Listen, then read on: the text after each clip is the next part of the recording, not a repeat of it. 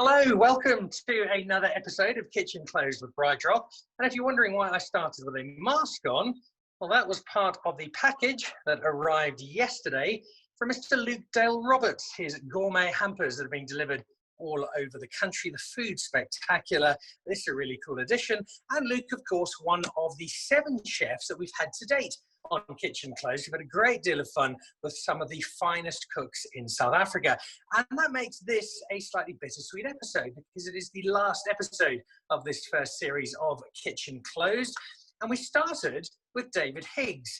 And when I spoke to David, who's a good friend of mine, I said, David, I need somebody to wrap up the show with, somebody cool, somebody funky, somebody hip, somebody who's going to give us a real great finale. And he said, Dan, there is only one person to speak to. She's doing amazing stuff. She is seriously cool, and she's a great chef. You need to speak to the Lazy Mokgwenyana. Of course, the Lazy Mokgwenyana is not the real name. The real name is Mogau Seshoene. And Mogau, it's an absolute delight to have you on Kitchen Closed. Hello. Hi, thank you so much for having me. I'm feeling a little bit nervous around you because you're not just this incredible chef. You are a best-selling author. You're a Washington scholar. You used to be an auditor. I mean, there's nothing you can't do, it would seem, Mogau.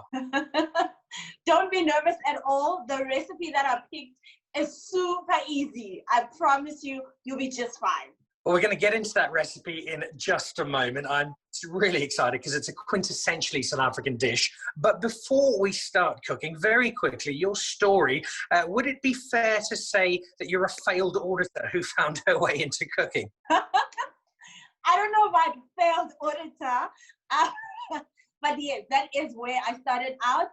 And I really was unhappy in corporate. And that's when I decided to leave it all and go to culinary school. And then a few years later, here we are with a best-selling cookbook.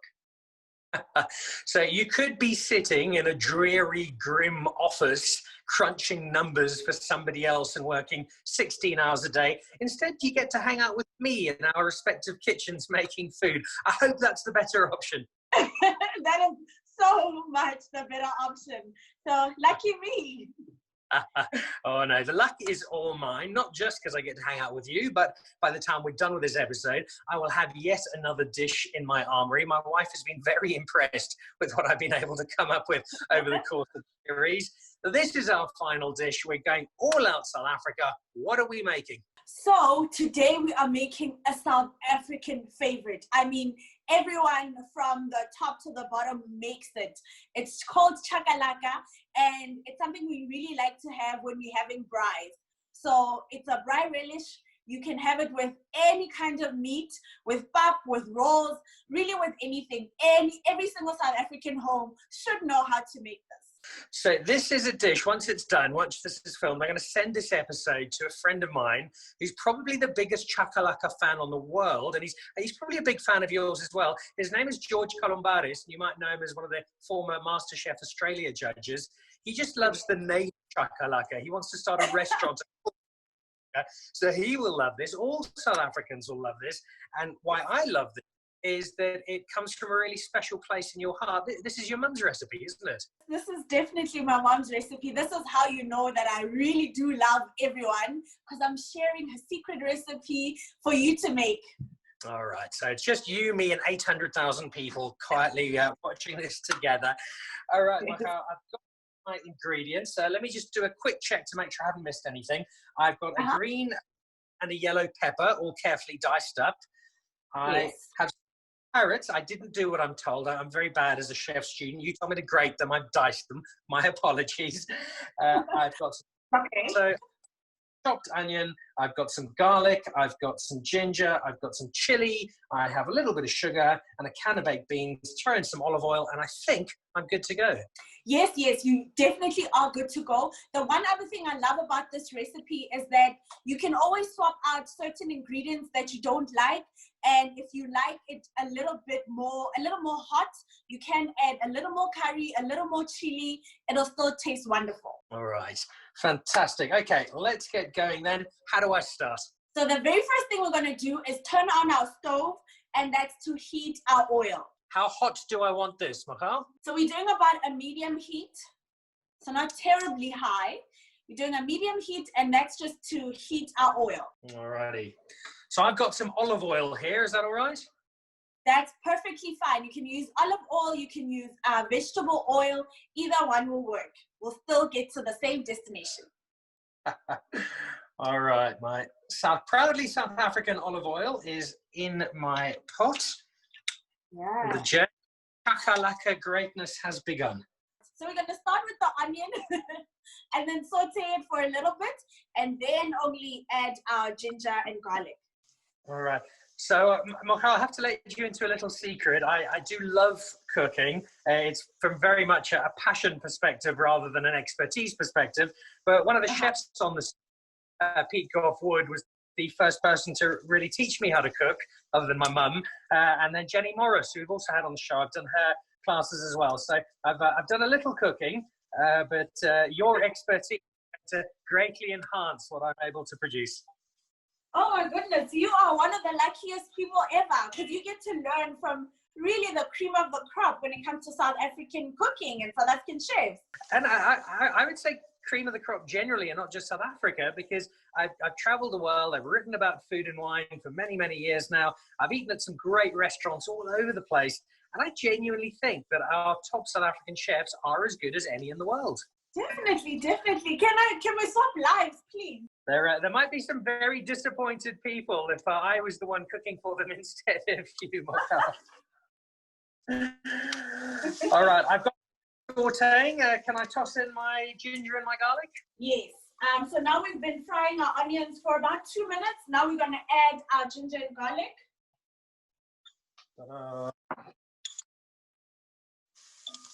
That already smells amazing. Oh, you know you're doing well when the other person is watching you with their phone and they can smell your dish. Yeah. Okay, so now we're going to add in our peppers. So in goes our peppers. The other thing I really like about Chakalaka is how colorful it is. So it has lots of beautiful colors, the greens and the yellows of the peppers, the orange of the carrots. It all just looks so colorful and so very South African. Once we're happy with our peppers, we're going to do about a minute more. We're going to add our carrots and just try to sweat those like really slowly with the curry and our chili. What's been the most fun for you, Mogau, during lockdown? Because it seems like a lot of the chefs have been rediscovering their love of cooking over the last few months. Just getting a chance to cook with everyone, because I've been doing a lot of live cooking, having people join me, and really reintroducing people to the kitchen as well. People who thought they could never cook, it's too difficult, it's too daunting, who have come to realize just how easy and fun cooking is. So I really love that. You've been inspiring us along the way, as you are doing now. I have a riot of color before me. Am I ready to go? Chili and my carrots? Yes, so we're going in now with our carrots. So in goes our carrots. And the goal here is to really just cook them slowly. I've just slightly turned down my heat. And we're really going to sweat them slowly. This is where like the bulk of the cooking happens, with sweating the carrots. I'm adding in my curry spice. You can use either mild or hot curry, depending on whether or not you can take the heat. How's that? I've got some masala curry powder. Will that do? That is perfect. That is perfect. So now I'm also adding in some very hot chili, because I prefer my chakalaka hot. So I'm going to add some chili as well. I always have an interesting dynamic. The people I cook for most are obviously my family, but my sister-in-law, yes, a lot. My sister-in-law can eat molten lava, whereas if my wife is in the same room as a chili, she falls over. So I have to try and strike between two very different ends of that spectrum. Wow. Okay, so because you put in curry there, the curry spice does give a lot of flavor. So if you want to omit the chili, that's perfectly fine. What I'm actually going to do, Mogau, is I'm going to add extra chili and then give it to my wife, but make sure I'm filming as it happens. And then I'll send you the clip. I want to see that. It'll be followed by 3 weeks of me sleeping on the couch. So there's a lot of spice. There's a lot of flavor. There's a huge amount of color. I'm always interested in not just the other food pairings. You've already mentioned the different meat, the pap, the dishes that this could go with. What about something to drink with? I know you're very traditional in your food. What would be your favorite drink be with some chakalaka? My favorite drink is normally khamere, which is like ginger beer, which I brew from scratch.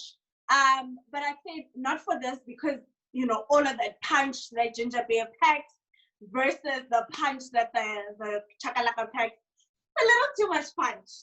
So I would enjoy this with a braai, with some white wine in hand, and lots of meat. I'm just thinking a big glass of Chenin Blanc. It'll have that depth of palate to give the spice a run for its money. Oh, definitely.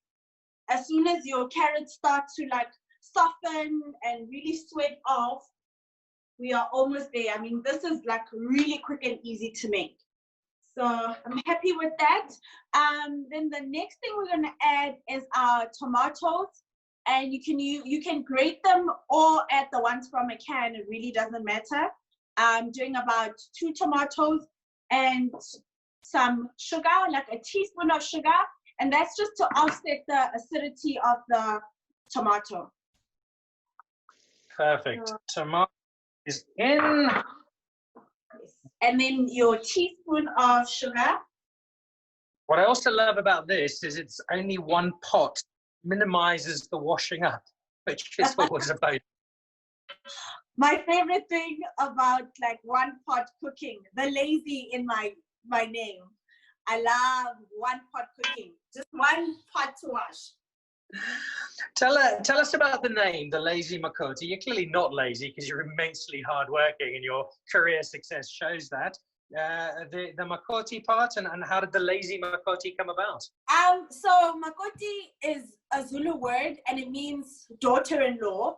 But it's actually a name that's synonymous with like being able to cook and being domesticated. And so while I was working in corporate, a friend of mine was due to get married and she really wanted to impress her in-laws. And she knew that she couldn't cook and she knew that I loved cooking. So she asked me to give her a few like lessons. And I remembered that the whole time she would say, oh my gosh, they're going to call me the Lazy Makoti just because I can't cook. And I thought it was funny and it was witty and everybody seems to think it's funny. So I kept it and made a business out of it. And a hugely successful business. It's got many arms to it. You have the cooking classes, you cook for people all over the place. And then there's the book. And what I love about the book and just reading through it is not just the huge sense of personality that comes through. We get a real feel of who you are, but also how traditional it is and how much that element of the cooking and your heritage has fueled who the Lazy Mokoti is. Yeah, I think definitely the biggest, the thing that contributed the most to the success of the book was the heritage and the tradition and the culture that is very clearly in the book.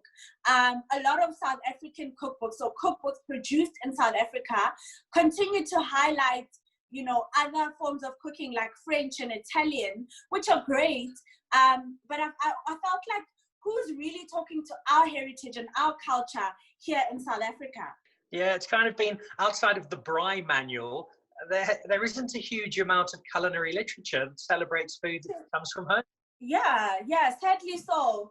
But I believe that, you know, as more young chefs come up, we're seeing the importance of, you know, celebrating our own traditional culinary culture. And it is such a fabulous culture, and the food that emerges is terrific, particularly at your hands. Mine is heading in that direction here. My carrots are sweated down, the peppers are looking good. It's colourful. It's smelling fantastic. Am I almost at the end? We are almost there. So now we need to season with some salt and pepper. Ta-da. So you know how a recipe never dictates how much salt and pepper? It's always to your own taste. So you know how much salt and pepper you would like, and that's how much you need to put in. Salt in. Yes. So I'm happy with how our carrots are looking. Everything looks nice and beautifully cooked. And the very last thing to do, once you're happy with how everything is, we're gonna turn off the heat and then add in our last ingredient. All right. So about a can, just one can is fine, of baked beans. So here we've got a dish that includes garlic, chili, curry powder, and baked beans. You don't want to eat this before you get on a long distance flight, do you? No, this is for weekends at home. Maybe not the dish to make when you have your new girlfriend's parents around for the first time. No, maybe not. So weekends at home. The other thing I like to do is the next day I'll make some shakshuka in the chakalaka. So Very just nice. heat up the chakalaka, crack open some eggs in there, and we're good to go. Mogau, you've got all sorts of incredible dishes in your book. Whether it's from that or just something else, you've spoken of having this around a braai. What about something a little more exotic, something that people might not expect, but when worked in with chakalaka becomes absolutely amazing? You can obviously have this with toast as well. You can have this as like a side salad for your 7 colors Sunday. I don't know if you know about 7 colors in South Africa. Every Sunday we do a thing called 7 colors Sunday, where we go all out. There's a roast, there's rice, there's all kinds of salads inside, and this is one of the things you can make to go with that. All right, my baked beans are mixed in, my heat is off. I almost need sunglasses for dish, is that bright? Now we are ready to serve. All right, before I do that, I just want to use my new Luke Dale Roberts tea towel to lift up the pot and bring it nice and close to camera and just see if I get your approval. Definitely beautiful. I love the colors. I love that I can see that there's curry in there. That looks amazing. And I'm sure it's going to taste even better. So if Lazy Makoti refers to a daughter-in-law, what would the lazy son-in-law be? The Lazy Mokgwenyana. All right, so this is the Lazy Mokgwenyana making his debut dish before joining up with the Lazy Makoti for our new food empire, which I'm very excited about. It's a great dish. I'm going to taste it in just a second. But before I do that, though, one slightly more serious question. We're in a really strange time at the moment in all industries. The economy is difficult. Well, people have lost jobs. The food industry has not been immune to that. Restaurants still not open. When they do, we're not sure how much they'll be able to open. In terms of the food horizon over the next 6 to 12 months, are you confident that things will bounce back? Do you think we've got something to look forward to? Well, I think obviously the next couple of months will continue to be hard, and as we start to really feel the effects of the lockdown on the economy. So unfortunately, I think our industry, the chef and hospitality industry, will continue to feel a lot of strain. But I'm excited for what's going to happen later in the year and next year. I'm sure everyone will be excited to go to a restaurant. I mean, all these things that we've been taking for granted, we are going to do it all. We are going to go and we're going to accept every invite.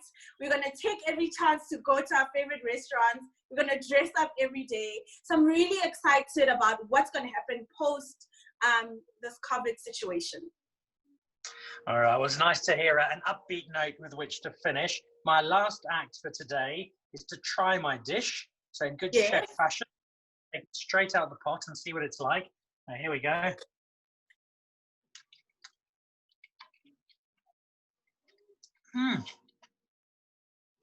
Oh, Verdict? for what is such a simple dish, it's the range of flavors because there's sweetness in there. There's some real heat. I didn't hold back on the chili and the curry powder, slightly different kind of heat, but you feel it. There's that beautiful savory feel. And despite the fact that there's a lot of chunk to this dish, it's actually really smooth. And I know you suggest having it with a braai, perhaps stirring it on some toast, making some sugar. I could actually just eat this on its own. It's fabulous. Yes, it is amazing. Oh, I'm glad you like it. I certainly do. So that's another one to my repertoire. Mogau, thank you so much. It's been an absolute delight to learn this, but more importantly, just to hang out with you and to spend a little time with you and to celebrate your story, because it's such a great story. Your life changed dramatically from order to chef. You've definitely found the right space now. And thank you for sharing your time with us. Thank you so much for the invite. I had so much fun. So there we go. What a beautiful way to wrap up Kitchen Closed with BrightRock and the Lazy Mokgwenyana, giving me a guide to Chakalaka and completing what has been 8 episodes with terrific chefs. We had David Higgs and Ruben Riffle give us the art of making different salmon dishes. Jenny Morris with her tuna poke bowl, which I've eaten a lot of since we did that. Bertus Basson and his cheeseburger. Peter Templehoff working some magic with some chicken. Luke Del Roberts with his beef Wellington, which was absolutely terrific. And Pete Goff-Wood showing the perfect ribeye with béarnaise sauce. And now the Lazy Makoti with the beginner's guide to an expert chakalaka. If you've missed any of the episodes, they're all sitting online on your favorite social media channel. Just go through the BrightRock spaces and you'll find all of them. And who knows, hopefully we'll be back with another season of Kitchen Closed, or as I'm hoping it'll be called, Kitchen Open over the next little while. Massive thank you to BrightRock, to Suzanne, Kaylee and the team for all of their support, and to Stefanos Rabi Productions, who made the magic with all of this, and to the Lazy Mokgwenyana for giving us a flourishing finish to the series. I'm Dan Nicholl. Thank you so much for joining us. Happy cooking. Goodbye.